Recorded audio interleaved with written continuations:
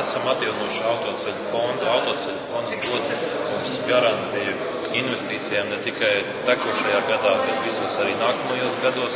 Esmu gandarīts, ka satiksmes ministrija kopā ar Latvijas valsts ceļiem ir apstiprinājusi rīcības plānu, attīstības programmu, kādā veidā ceļi tiks rekonstruēti. Šogad viena Latvijas teritorijā tiks realizēta apmēram 300 dažādu būvniecības projektu. Šāda būvniecība nekad Latvijas atjaunotās vēstures laikā nav notikusi.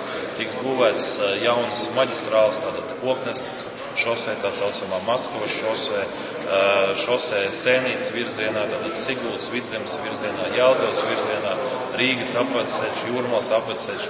Visi šie projekti būs realizēti praktiski no nulles, jo ir jāsaprot to, ka kārtīga ceļa pārbūve tādā veidā, kā notiks iepriekšējos gados, diemžēl nav notikusi. Man ir gandarījums, ka šī nozara sāk attīstīties, bet, diemžēl, ir problēma ar otrās šķiras ceļiem, un tieši tāpēc mēs esam nākuši satiksmes ministrijai ar iniciatīvu palielināt degvielas akcijas nodokli no 80% uz 100% uz šos 20 papildus procentus novirzīt tieši otrās šķiras ceļa atjaunošanai. Tādā veidā mēs palīdzēsim attīstīties mūsu reģioniem, jo cilvēki Latvijā dzīvo ne tikai lielajās pilsētās, bet arī laukos, un par šiem cilvēkiem ir pienācis laiks padomāt.